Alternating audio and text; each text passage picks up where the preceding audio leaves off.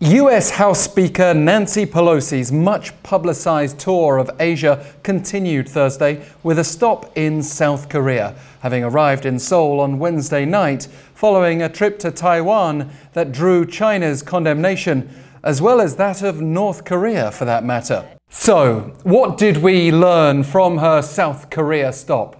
Firstly, that South Korea appears to continue to be cautious about upsetting its economic relationship with China, despite an ever-strengthening military alliance with the US. Even before Pelosi's arrival, there had been an intense debate here about whether President Yoon-Suk-yeol should disrupt his vacation schedule to meet her. It was decided in the end that they should speak on the phone, and this was interpreted by some critics as a sign that Yoon was avoiding a high-profile meeting with the first US House Speaker to visit Korea in 20 years, considering it came right after a Taiwan stay that China's foreign ministry strongly criticized as interference, warning of grave consequences, and deciding to launch live-fire military drills around Taiwan, which Beijing views as part of its territory under its One China policy.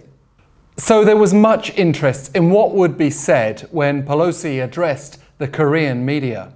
Standing alongside National Assembly Speaker Kim-Jin-pyo, with whom she'd just held talks, Pelosi said that reinforcing national security and economic cooperation were among the goals of her visit to Korea.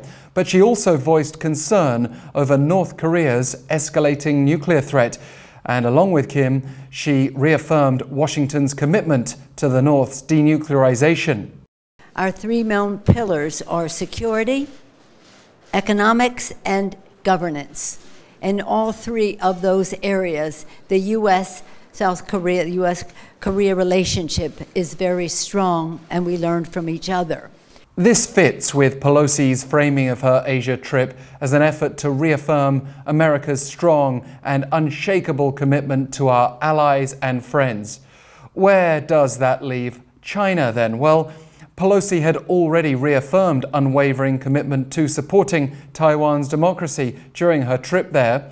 From South Korea's perspective, an aide to President Yoon was diplomatic when insisting that the South Korean government's stance is that we will maintain close communication with the nations concerned on all issues under the banner of the need for peace and stability through dialogue and cooperation. North Korea has been less diplomatic about Pelosi's visit. She must have been conscious of the cold mood from Pyongyang, even in the summer heat, as she moved northward to visit the inter-Korean truce village of Panmunjom later Thursday. A day earlier, North Korea's foreign ministry accused the US of upsetting regional peace and security, describing Pelosi's visit to Taiwan as impudent interference. And so Pelosi's visit has demonstrated in an even clearer light the lines of division in this region and the difficulty of Korea's diplomatic dance.